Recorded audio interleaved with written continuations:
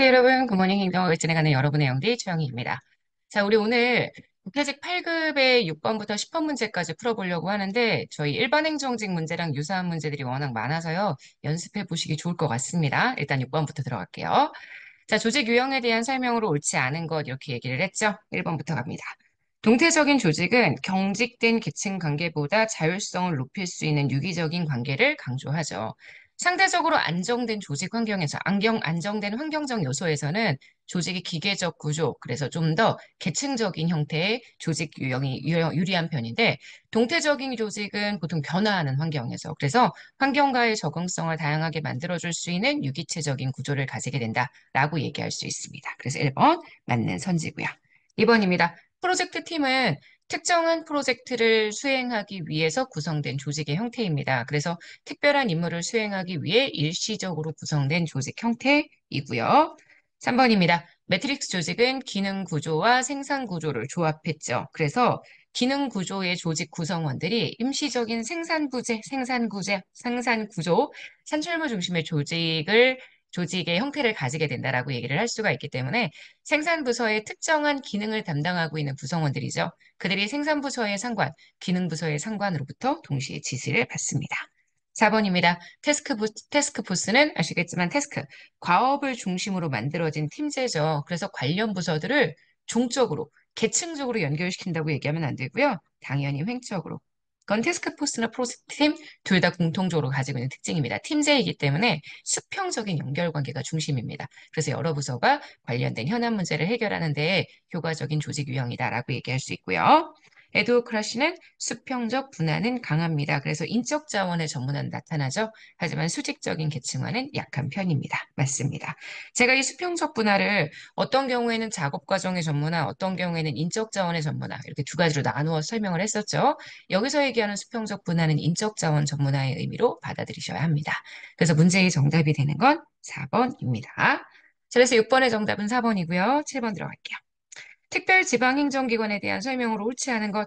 특별지방행정기관은 중앙정부의 소속기관 중에서 일성기관입니다. 소속기관이 부속기관과 일성기관 이렇게 둘로 구성되는 건 아시죠? 그 중에 일성기관에 대한 내용이고요. 특별지방행정기관의 소속 공무원은 지방공무원입니다. 그래서 상급기관과의 인사이동에 장벽이 있다. 완전히 틀렸네요. 소속기관에 있는 공무원이니까 국가공무원이죠. 특별지방행정기관은 광역단위 지방청 아래에 소속기관을 두는 중층구조를 가진 경우가 많다. 이런 선지들이 이제 조금 특이하죠. 안 봤던 선지들. 무슨 얘기냐면 예를 들어서 경찰청이라고 얘기를 해보도록 할게요.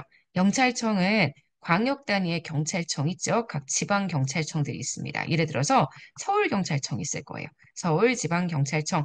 요게 광역 단위의 지금 소속 기관들이죠. 요 밑에 다시 여기에 소속 기관들이 있는 형태. 예를 들어 서울지방경찰청이 있다면 그 안에 뭐 여러 개의 세무서들이 아니, 경찰서들이 있잖아요. 그래서 동작경찰서 이런 식으로. 그러니까 서울지방경찰청에 서울 전체를 다 책임지고 있지만 그 안에 다시 하부 조직을 담당하고 있는 동작경찰서를 별도로 주는 중층 구조를 가지고 있는 경우들이 일반적인데 이거 맞는 선지입니다. 아마 이게 무슨 말인지 몰라서 해석을 어떻게 해야 되지? 이렇게 생각하시는 분들이 있을 것 같아요. 특별지방행정기관은 중앙의 통제를 받다 보니 지방자치단체에 비해서 주민의 요구에 대한 대응이 좀 둔감한 편이고요. 행정 서비스의 특성에 따른 적정 수준의 광역 행정을 실현하기 위해서 특별지방행정기관의 설치가 필요하다. 중앙정부가 해주는 행정이 광역행정이니까 중앙정부의 광역행정을 실현하기 위해서라고 이야기를 해주셔야 합니다. 5번입니다. 지방자치분권 및 지방행정체제 개편에 관한 특별법에 따르면 국가는 특별지방기관, 행정기관이 수행하는 사무 중 지방자치단체가 수행하는 것이 더 효율적이다. 그러면 특별지방행정기관보다는 지방자치단체가 직접 진행하는 게 더 유리하다라고 이야기할 수 있죠. 지금 보시는 이 5번은 자치분권 및 지방행정체제 개편에 관한 특별법의 내용이 나와 있고요. 제가 해설지의 법조문도 함께 표시를 해놨습니다. 자, 문제의 정답이 되는 건 그래서 1번입니다. 8번입니다. 다음 보기에 설명과 행정이론을 바르게 연결한 것. 일단 지금 이 문제는 신공공관리론과 뉴거버넌스 두 가지를 구분하는 문제입니다. 그래서 문제의 선지를 보시면 이 둘 중에 하나라고 나와 있는 게 딱 보이죠. 그러면 이 둘 중에 정치행정 이론론의 성격을 가지고 있는 것은 뉴거버넌스입니다. 행정관료는 다양한 구성원들의 이해관계를 조정하고 있는 애들이다. 이건 뉴거버넌스고요. 마찬가지로 민주적인 참여를 통해서 정부에 대한 신뢰를 높이는 것도 역시 뉴거버넌스에 대한 내용입니다. 성과에 대한 책임성을 제고한다. 요거는 사실 신공공 관리론의 표현에 더 많이 사용이 되죠. 뉴거버넌스도 투입보다는 산출, 성과 지향적이기 때문에 둘 다 성과를 강조하기는 합니다. 그래서 뉴거버넌스는 과정과 성과 모두 강조.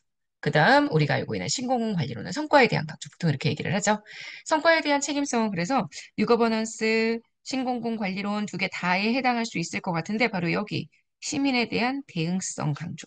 요거는 뉴거버넌스의 특징이기 때문에 지금 보시는 리을 얻다가 설명하기 되게 애매해요. 뉴거버넌스라고 얘기하면 맞는 선지가 될 수도 있을 것 같습니다. 하지만 뉴거버넌스라고 얘기한다면 성과에 대한 책임 강조 요 표현이 조금 애매하게 느껴질 수 있어서요. 요거 빼고 들어가도록 합시다. 자, 공공부문의 효율성 제고를 위해 시장 경쟁을 적극 활용한다. 요거는 지금 보시는 신공공관리론의 내용이라고 보셔야 합니다. 자, 그래서 보기의 설명과 행정 이론을 바르게 연결을 했다라고 이야기해주게 된다면 지금 기억하고요. 지금 현재 신공공관리론에 해당하는 게 이해하고 완벽하게는 없네요. 리을은 완벽한 신공공관리론은 아니기 때문에요. 시민에 대한 대응성은 뉴거버넌스, 성과에 대한 책임성은 신공공관리론에서 좀 더 강하게 나타나는 특성, 이렇게 이야기를 해주셔야 되고요. 그래서 전체 내용들을 다 정리를 해주시게 되면 문제의 정답이 되는 것, 확실한 정답은 5번밖에 없습니다. 정답은 니은 디귿이에요. 사실 개인적으로 요선지가 조금 애매했어요. 왜냐면 성과에 대한 책임, 이거는 리버버넌스의 내용으로 볼 수 있는 여지도 있는데, 하지만 일단 책임성이라는 부분들, 그리고 시민에 대한 대응성과 비교해서 만약에 설명을 한다라고 하면은 지금 보시는 요게 뉴거버넌스, 지금 보시는 여기가 신공공관리론, 이렇게 해서 정리를 해주시면 될 것 같습니다. 자, 그 다음 9번 갈게요. 동기이론에 대한 설명으로 옳지 않은 것. 플룸은 과정이론이죠. 과정이론은 내용이론을 비판합니다.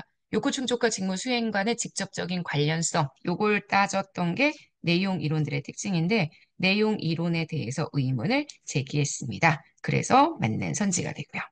엘더퍼는 매슬로우와 달리 상위 욕구가 좌절이 되면 하위 욕구를 강하게 강조하게 되는 하향적 접근, 좌절 퇴행 접근법 제시했죠. 이렇게는 목표가 좀 어려워야 하고요. 그리고 목표에 대한 환료도 적절해야 되고요. 그리고 목표가 구체적이어야지만 동기부여에 효과적이라고 얘기하기 때문에 달성하기 쉽고 단순한 목표는 동기부여에 도움이 안 된다고 봤습니다. 3번이 틀렸네요. 4번. 맥그리거는 매슬로우의 욕구계층 이론을 토대로 인간의 본질에 대해서 X와 Y라는 기본 가정 두 가지로 구분했고요. 5번. 애덤스는 개인의 행위는 타인과의 비교를 통해 공정성을 실현하는 방향으로 동기가 부여된다. 타인과 나의 투입 대비 산출을 비교하죠.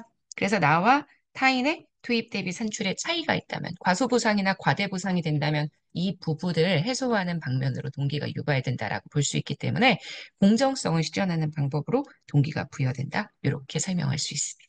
자, 문제의 정답은 그래서 틀린 것 골라주는 거니까요. 3번 되는 것 확인하실 수 있습니다. 자, 10번입니다. 행정 이론에 대한 설명으로 옳지 않은 것. 이런 것도 비담이 누구야? 이렇게 생각하시는 분들이 있었을 텐데 여기서 그냥 가볍게 보고 넘어가시면 됩니다.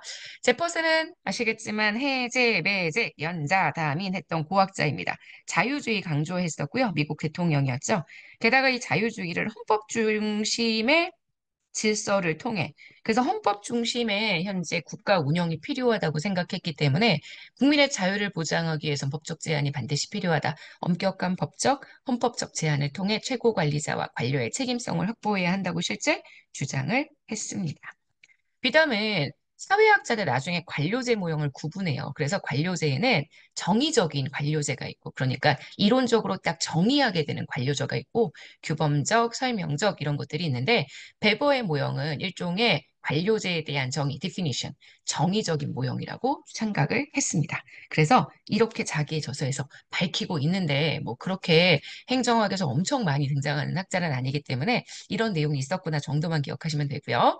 자, 윌슨의 행정연구라는 논문을 통해 윌슨은 행정의 탈정치 제안하면서 정치와 행정 이원론 주장했죠.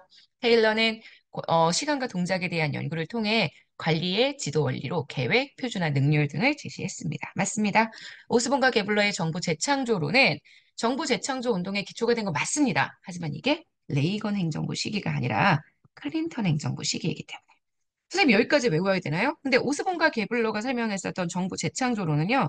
클린턴 정부의 굉장히 중요한 행정개혁 운동의 일환이었기 때문에 얘는 좀 기억해 주시는 게 필요할 것 같아요. 그래서 여러분 지금 보시는 틀린 선지 5번입니다.